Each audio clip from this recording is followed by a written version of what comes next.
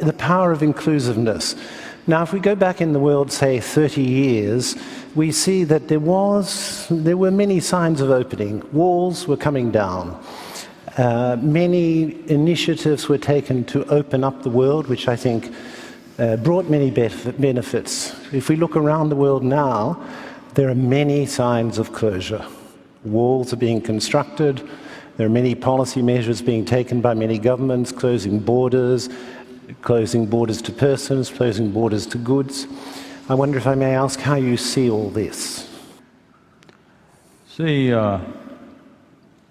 yes, it's true, you're seeing that as a global situation, but we need to understand this. Bringing down walls without bringing down economic disparity is not going to work.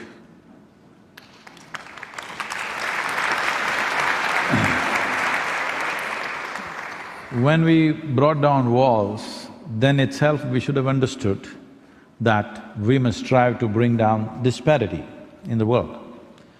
No man or woman wants to leave their home and go somewhere else to some strange land and live there just for survival. Nobody wants to do that.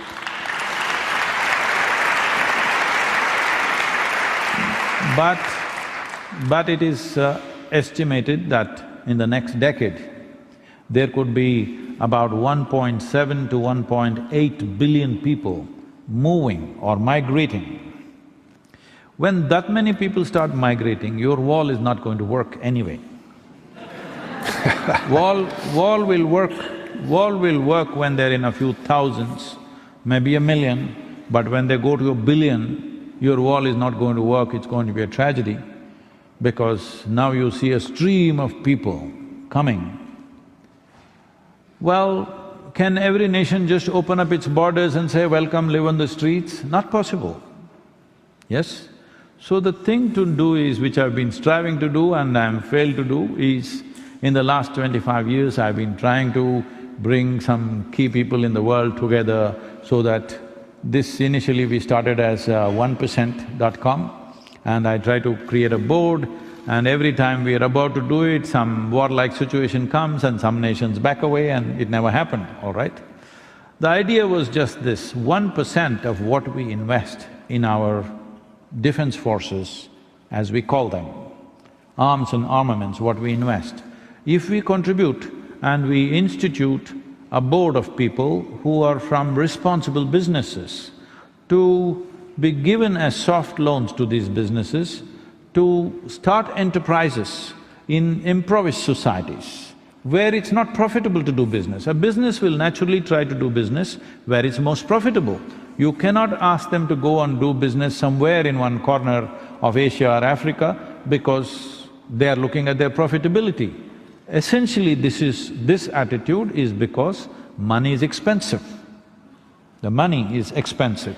If you give them a softer money, which is not expensive, for a gestation period of 12 to 20 years and very soft kind of cushion for them to develop an enterprise, develop the talent and create industry and business in impoverished societies, the reason for these people to migrate will go. Instead of making that investment, you invest in putting up walls, you will see walls will work to a certain point. I'm not even saying it's wrong, because the sovereignty of a nation is essentially determined by the geographic borders. I'm not saying every nation can open up and let people inside, it's not possible to do that. But you will not be able to control it this way, nor is it very humane to do it that way. So the only way is, in some way we must see how economic disparity is lowered. We cannot level it absolutely, it's very, very far away, leveling it. But if we strive in the next 10 years, if there's enough investments going into various parts of the world from where people are migrating, if you start businesses there, if you start enterprises there, if you start economic activity there, then the need for them to go elsewhere to make a living could be reduced and migrations could be controlled, because nobody wants to leave their homeland if they can make a living there.